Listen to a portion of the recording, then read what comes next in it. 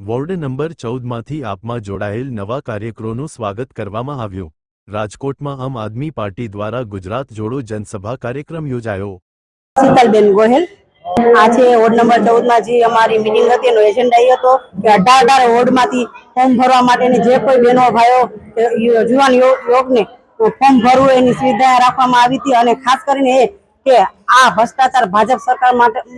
સામે કોઈ પણ લડી શકે એવી તાકાત આપે એવી આમ આદમી પાર્ટી થી આજનો એજન્ડા હતો। આથી અમારે 25 થી 30 નવા લોકો જોડાણા છે કે જેને ફોર્મ ભર્યું છે એ બાબતને અમને ખુશી છે।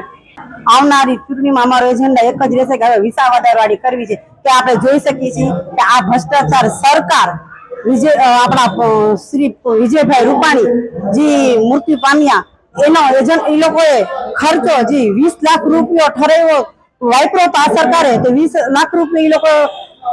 એના ઘરના પાસેથી ઉઘરાણી કરી છે કે આ 20 લાખ રૂપિયા તમારે ભરવાનો છે। તો હું આ સરકારને એ કહીશ કે આ જે नाटक चालू कर्યું છે ઈ લોકોએ તો ઈ એનો ખર્ચો કોના ઉપર નાખશે ઈ સરકાર ભોગવશે કે પબ્લિક ઉપર આ ખર્ચો નાખશે।